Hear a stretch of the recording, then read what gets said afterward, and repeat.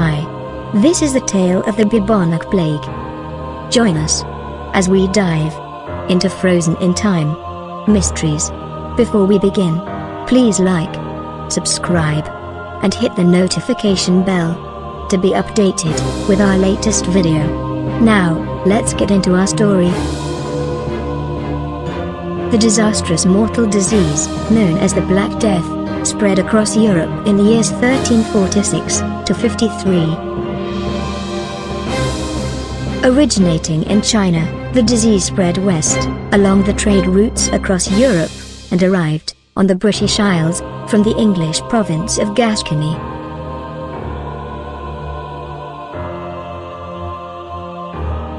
It is believed to have been spread by flea-infected rats, as well as individuals who had been infected on the continent. The plague struck in 1347, traveling with the fleas on black rats, aboard a galley from Crimea to Sicily. From there, the disease went on other ships to Venice and Marseille. It was in England by 1348, and reached Scotland and Scandinavia the following year. At the time, Europe was already miserable.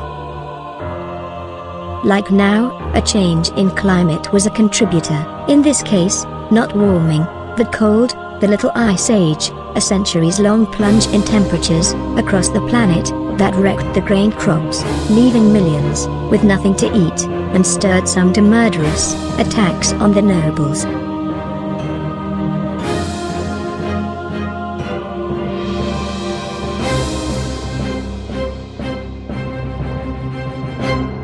Layered on top, the 100 Years' War between France and England caused general upheaval.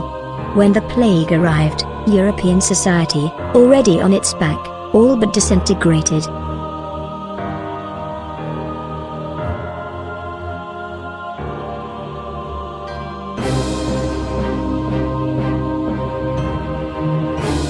In 1352, the Black Death petered out, having killed a third of Europe. But the pestilence was not finished.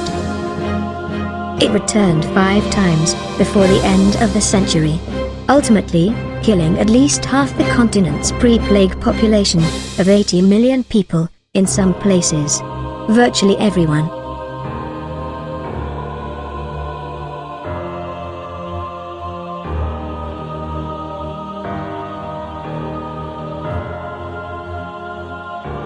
Chronicles and letters from the time describe the terror wrought by the illness.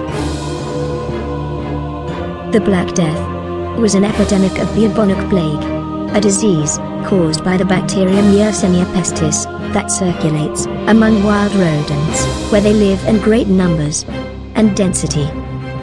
Such an area is called a plague focus or a plague reservoir. Plague among humans arises when rodents in human habitation, normally black rats, become infected. The black rat, also called their house rat and the ship rat, likes to live close to people, the very quality that makes it dangerous. Bubonic plague is mainly spread by infected fleas from small animals like rodents, squirrels, or hares, which can be passed to humans who are bitten or scratched. The plague can cause a range of symptoms, such as fever, vomiting, bleeding, organ failure, open sores. It may also result from exposure to the body fluids from a dead, plague-infected animal. In the bubonic form of plague, the bacteria enter through the skin, through a flea bite, and travel via the lymphatic vessels to a lymph node, causing it to swell.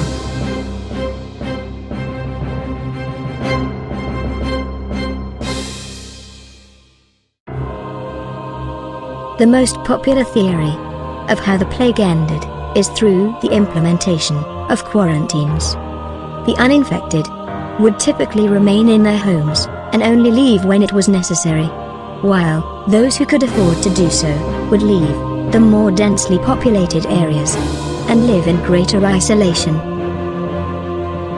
Improvements in personal hygiene are also thought to have begun to take place during the pandemic, alongside the practice of cremations rather than burials, due to the sheer number of bodies.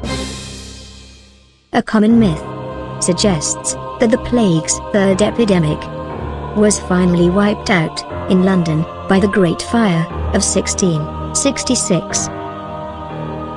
It's a good story, but sadly not true, says the Museum of London. The number of people dying from the plague was already in decline before the fire, and people continued to die after it had been extinguished. To this day, plague outbreaks still flower up around the world. According to the new study, which tallied the reported cases of plague around the world between 2000 and 2009, more than 20,000 people became infected during that time. People contracted the disease via rodents, bad camel meat, and sick herding dogs, the report said. The biggest burden was in Africa. In Congo, 10,581 people contracted plague, followed by Madagascar, with 7,182 cases, and Zambia, with 1,309 cases. In the United States, during that time period, 56 people contracted the plague, and 7 died. The cases occurred mainly because plague has become endemic in squirrels and wild rodents in the American West. 2 of the fatalities were scientists. One who had conducted an autopsy on a wild mountain lion, and another who worked with plague bacteria in the lab. Health authorities in China have identified a new case of the bubonic plague, the disease that triggered the Black Death pandemic back in the mid-1300s. The new case, which was confirmed on July 5th, was found in a herdsman living in the northern city of Baihe. The plague diagnosis comes months after the Chinese government announced 3 people had contracted pneumonic plague in the country late last year. Amid the COVID-19 pandemic, it may be frightening to imagine another disease spreading across the globe, especially one as infamous as the bubonic plague. But, fortunately, we're in the clear. Unlike COVID-19, we have clear treatments for the bubonic plague. Additionally, the disease is rare, with a few cases every year found in the United States.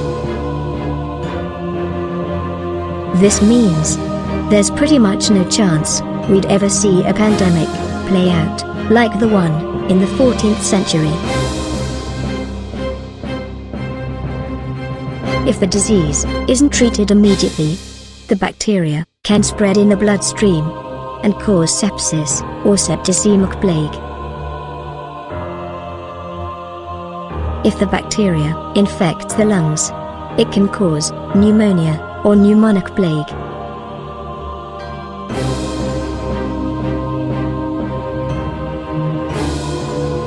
Without treatment, the bubonic plague can cause death in up to 60% of people who get it, according to the World Health Organization. But, as long as you don't touch an animal that has the plague bacteria, your chances of getting it are incredibly low. Another reason the plague is so rare is that the bacteria doesn't survive well in sunlight. Additionally, bubonic and septicemic plagues can't be passed from person to person, and although human-to-human transmission can happen with pneumonic plague when someone spreads cough droplets into the air, it's very rare. Unlike Europe's disastrous bubonic plague epidemic, the plague is now curable in most cases. it can successfully be treated with antibiotics. And, according to the CDC trusted source, treatment has lowered mortality rates to approximately 11%. Preventive antibiotics are also given to people who don't yet have the plague, but have come into contact with an animal or person who does. So rest assured, the plague isn't coming back, at least anytime soon. And even if it does, we now have the knowledge and resources to control it.